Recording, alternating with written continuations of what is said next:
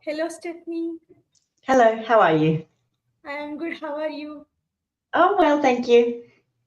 Um, Welcome to the Global Virtual Summit 2026, Stephanie. Thank you for having me. I'm glad to be a part of it. Before going to your session, I would like to introduce you to our audience. Mhm.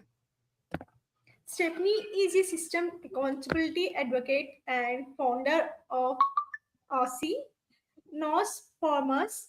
She works at the intersection of lived experience, storytelling, and illusional reform with family law systems. After navigating domestic abuse and post separation systematic challenges, she translated her experience into structure pattern mapping, and implementation analysis. Her work explores how authentic female voices can influence systems change through displayed narrative and Elysium building and purpose driven leadership. She advocates for transparent accountability mechanisms that strengthen institutions while centering child safety and intergenerational impact. That was a great and fantastic bio, Stephanie, and the Thank stage is you. all yours. Hello, everybody. I should just say that which may be slightly at odds with the title of the Women in Leadership conference that we're at, that I did not set out to become a leader. I did not have a strategy, a platform, funding, or a carefully constructed professional plan. My work began because I was a mother who made a promise to her children. Uh, During the breakdown of a long and abusive marriage and then the subsequent legal proceedings that followed, I made a promise to my children that I would not interfere with their relationship with their father. That was for them to navigate safely, of course, but I was not going to ask them to choose. I wouldn't make them responsible for understanding adult behaviours. I would not try and correct every version of events that they might hear about me. But I also knew that silence could eventually become its own kind of falsehood. And so I began writing them letters. I wrote it so that one day, if they had questions, there would be an honest account waiting for them. Not a prosecution, and it was not an attempt to make them take sides. It was just a record of what had happened, of what I had tried to do, and how deeply that they had always been loved. And at the time, I believed I was simply documenting my own life and trying to make sense of what I was experiencing. I didn't understand at that time that documentation can become inquiry, and that inquiry can then reveal patterns, and that patterns can then become evidence. And that evidence, when it's placed in the hands of the right people, can begin to challenge the way that systems operate. My leadership journey did not begin when I found my voice. It began when I decided what my voice was for. For a long time, I struggled with whether I was entitled to call any of this leadership. When I imagined a woman leader, I imagined someone composed, someone accomplished, someone standing in front of an organisation and not trying to survive the consequences of one. Someone who had a title, they had a team, and they had institutional authority. I was on medical leave. I was separated from my children.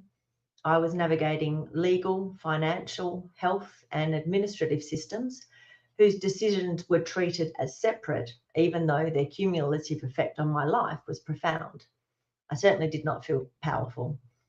I felt as though I was continually being required to explain myself to people who held the authority to decide whether my experience was credible.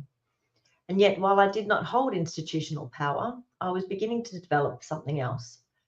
I had proximity to the harm, I had the documents, I had the chronology, and I had experience across multiple systems. And I had the increasingly uncomfortable knowledge that what had happened to me was not exceptional. The names and the circumstances varied, but the patterns were recognisable. Each institution had examined its own section, and each one of them could then say, well, that part's not out.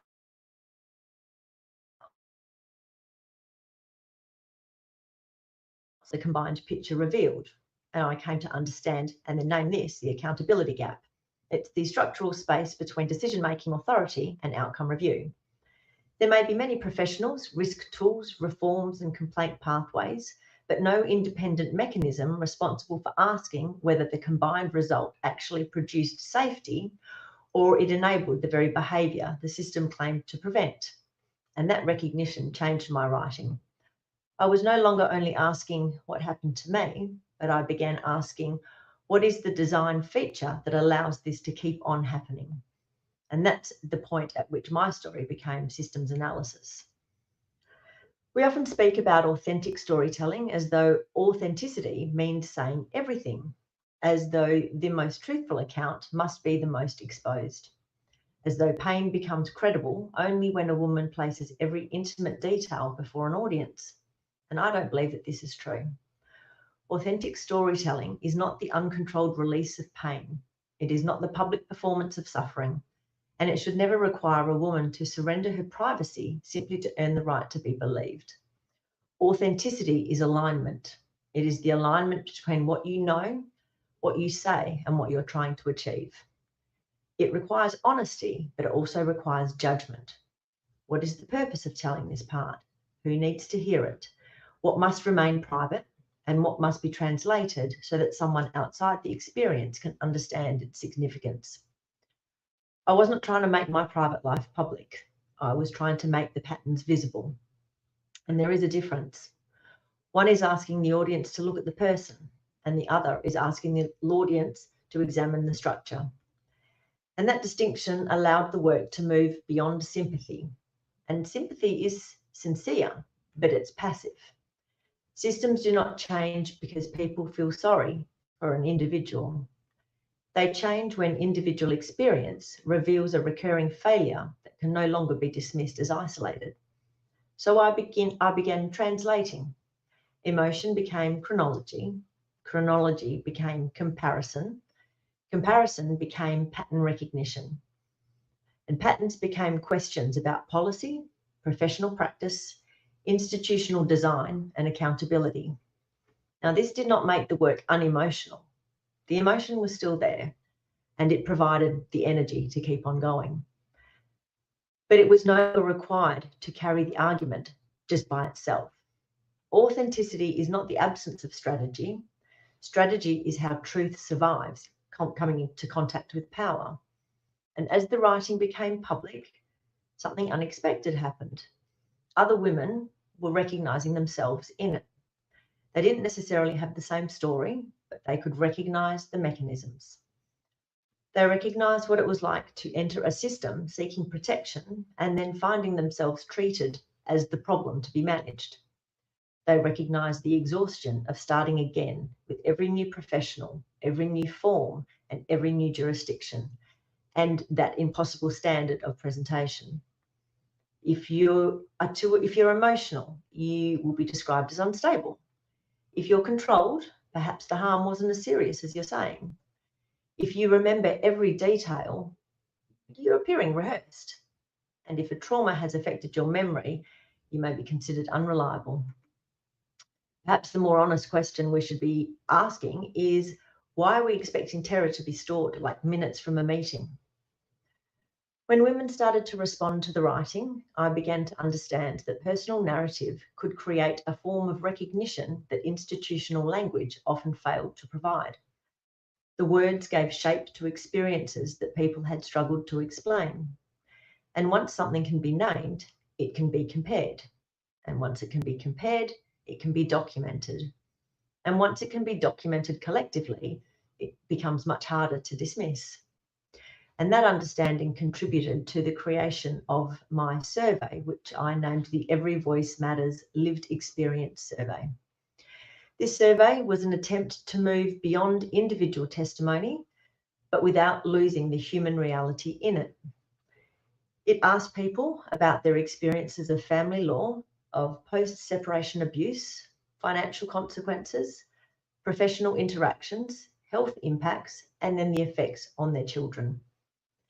It allowed individual accounts to begin forming a collective evidence base. Institutions often respond to personal stories by saying, well, that's regrettable, but we can't know whether it resents the broader system. But when hundreds of people describe the same mechanisms, the question changes. It's no longer, can this individual prove what happened? It becomes, why is this pattern appearing repeatedly, and who's responsible to respond to it?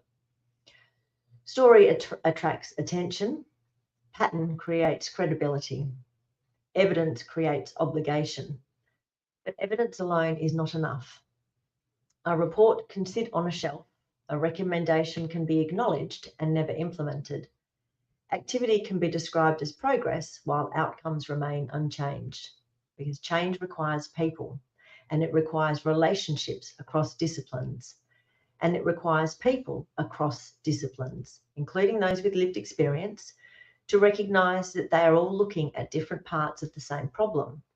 And this is where storytelling begins to build alliances. A health professional recognises chronic trauma. A financial counsellor can recognise economic abuse through debt. A teacher can recognise the effects on a child. A lawyer can recognise the distance between law and outcome. A policymaker recognises that the responsibility has been divided so narrowly that no one agency can see the whole.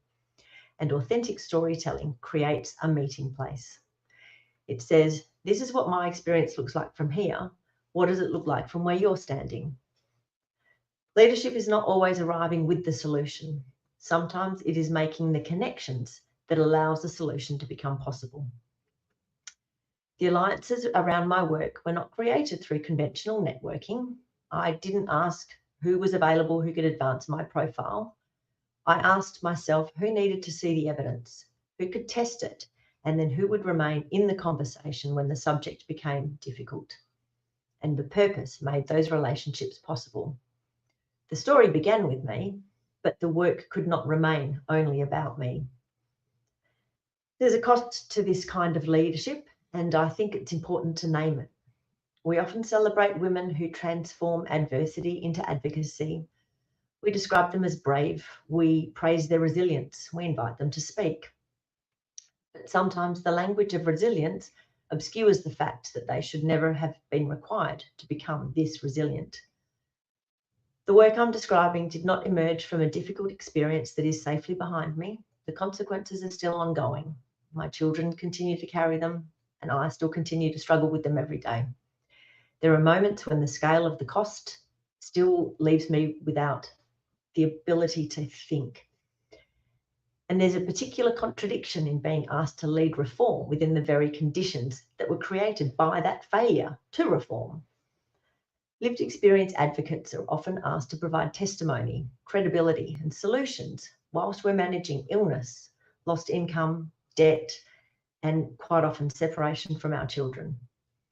Inclusion can't mean bringing someone into a room to describe the harm and then sending her back to manage the consequences of it alone. Lived experience must be resourced, it must be protected from tokenism, it must be involved in defining the question and then treated as an essential form of knowledge. The person close to a system's failure may not know every feature of the institution, but she often knows precisely where its stated purpose and its lived outcome no longer meet. And that knowledge has strategic value. For a long time, I understood my work mainly through the part of me that challenged systems. And that became what I now call ostinos paramus. And the words mean dare to stand, do not submit. And it's the advocacy arm of the work that I'm doing. It's the writing, the letters to my children, the presentation of the evidence, the analysis, and the questions that institutions would often prefer not to answer. But over time, I realised that exposing the architecture of harm was not the whole of what I was trying to do. It's not enough to tell people what made them smaller. We also have to help them remember who they were before the world tried to make them so. And that realisation is turning into what I'm launching called Ancestral Echoes Collective. And its purpose is reclamation of voice, of body, of story, and of legacy. In my own language, I came to think of it as an Aries anchor within me. I like to stay in tune with everything that's going on around me. And when we were going into the Aries season, I thought of the anchors in it, and it's the part in me that initiates and it moves towards truth, and it refuses to wait for permission before beginning. And for years, I treated that force as something that needed to be softened. And now I understand that that is part of how I survived it, and that's the part of me of how I lead. And under ancestral echoes sits two expressions of the same purpose. Through Ossinos Paramus, I challenge systems and I restore voice. And I do photography under the sun in Pisces, where I work with image, embodiment, and reflection. Photography taught me to look differently, that strength and vulnerability can exist in the same frame, that beauty does not mean perfection, and that power does not always announce itself. Sometimes it appears in the very moment a person stops performing, the body settles, the mask softens, and something true becomes visible again. Photography asks a different question from advocacy. Advocacy asks, what happened and who must answer for it? And photography asks, can you still see yourself? Not a prettier version, not a repaired version, not the version that others found convenient, but the person who remained beneath everything that was done to you. Because abuse does more than just restrict a person's choices. It changes the gaze through which she sees herself. It teaches her to assess her worth through someone else's contempt, someone else's permission, and someone else's need to make her smaller. Reclamation begins when that gaze is interrupted. When a person sees herself again in all of her strength, her power, and her beauty, not as she has been described, managed, or diminished, but as she actually is. My advocacy and my photography are not separate projects. They are two expressions of the same leadership philosophy. One says, your voice belongs to you, and the other says, so does your body, your image, your story, and the right to recognize yourself. The manifesto for Ancestral Echoes Collective says, we do not fix, we do not reveal, we do not create power, we return it. And recently I had to confront something uncomfortable within that philosophy. And it was when I realized that I had been building this work and this collective, which I was designing to help other people remember who they were. And I was still excluding myself from that reclamation. I could recognize the strength in other survivors, and I could name the power in their voices. I could create images that allowed people to see themselves differently, but I had not fully allowed myself to stand inside that same truth. I was still measuring myself by what had been lost, treating emotion as something to manage so that I could return to being useful and feel more comfortable describing the work than owning the woman who created it. But that is changing. I'm learning that humility does not require me to shrink from the truth. I can be humbled by what this journey has asked of me and still own what I've become. I can still feel grief without turning it into evidence and remain present with myself when emotion does arrive. And I can make a commitment that now sits beneath the whole of this work. I will not build a movement for reclamation whilst excluding myself from it. And that may be the most personal leadership lesson that I can offer to anyone today. Purpose-led leadership is not only about what you build for the world, it's also about whether the person doing the building is permitted to exist fully within it. So what have I learned? I begin with purpose. Before deciding what to reveal, decide what you're trying to change. Document before you interpret. Separate the event from the mechanism. The event tells us what happened. The mechanism tells us why it may happen again. Make the pattern available to others so that the next woman can enter the conversation further forward.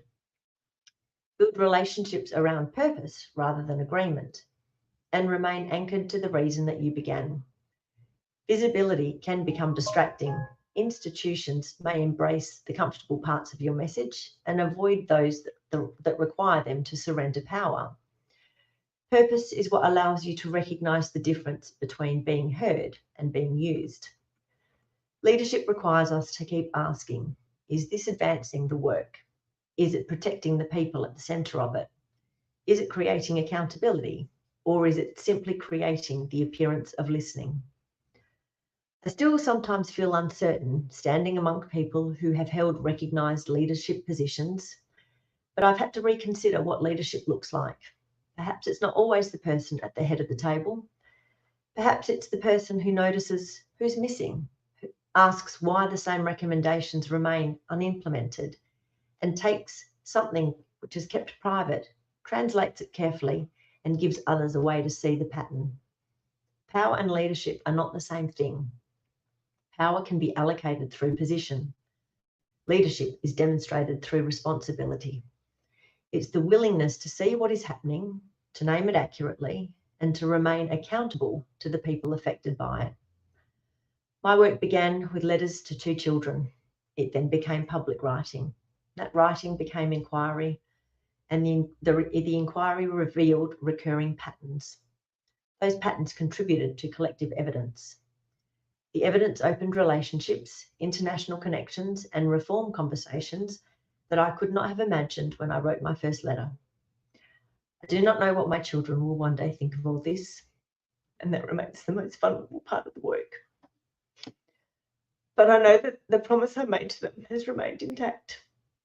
I didn't set out to destroy their relationship with anyone. I set out to preserve an honest record. And when that record revealed something larger than my family, I couldn't look away. The wound was personal, but the pain was not. So I'll leave you with this. Do not only ask whether your story is powerful, ask what it reveals.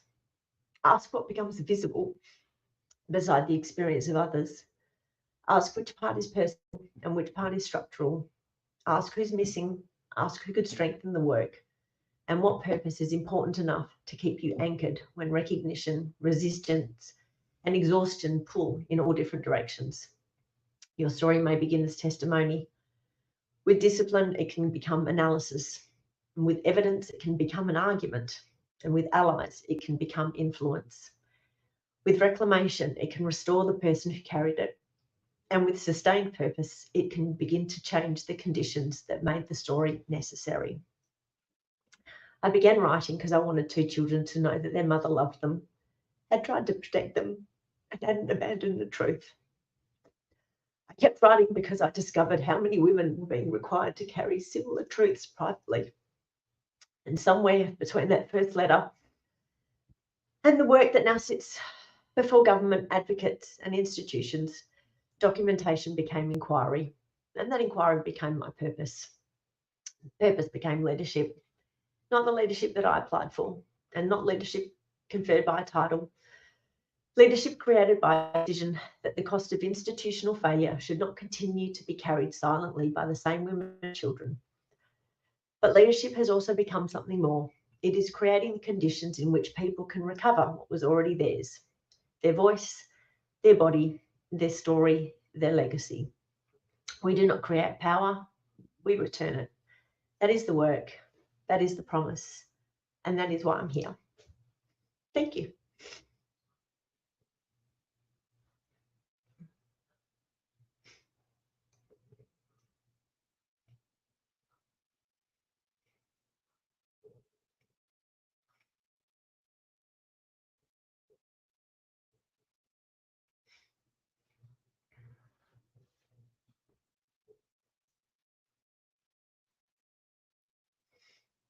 Yeah, Stephanie, that was a great presentation.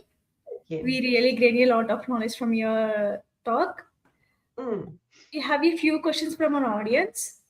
Yes. And I would like to ask one of them. Yeah, so Grayson's asked, what are some common mistakes people make when trying to use storytelling to drive social or organisational change? Personally, what I've noticed is when people try to apportion blame, when they are desperately trying to have people agree with them that they've been, you know, that they're correct. You've really got to look, you've got to put the ego beside, and it's not about scoring points or having everyone on your side. You're just presenting what is occurring, and I think just being able to be honest in in that and asking the question. I mean, with myself, it wasn't about me talking about, you know, everyone should see what I've had to go through, because it was my relationship to deal with. But the question beyond that was then what I focused on, and it was not blaming or ranting. It was just an honest recount of it. And so I think that's what needs to be remembered, to keep the focus on what it is that you're presenting and why you're asking those questions. Deborah's asked, thank you for your inspiring presentation. What first inspired you to use authentic storytelling as a tool for creating systems change? Well, Deborah, it wasn't meant to do anything along these lines. It was literally just I found that every avenue that I was trying to communicate with my children on was being taken away from me. And so I thought the only avenue left for me was social media. So I knew that they would ultimately at one point get onto Facebook, because everyone does. And so I was literally just writing them letters to say to them, this is where I'm at, this is what I'm doing, this is what I'm feeling about you at the moment. And it then turned into something when I was being approached by people online, and they were saying, you're saying exactly what I'm feeling. And that's when I realized that this was an important tool, that it needed to remain honest enough that people were going to continue to listen. When you start ranting or you start getting overly emotional, people switch off. It's like if someone approaches and they approach you at full noise, and you don't want to know. But when they come at it from a place of inquisition, you're more inclined to listen. Yeah, Stephanie, thank you for answering the questions. Yeah, we have a few questions from our audience, and will be directly posted to your email. You can answer there. Yeah, I'm happy to do that, and I'm happy to put up my details and be contacted by anybody any time, because about this especially this topic, because I know that we are not alone. Yeah, thank you, Stephanie. Thank you for your talk, and please be on the backstage and join the next session. Yes. Bye bye. Thank you.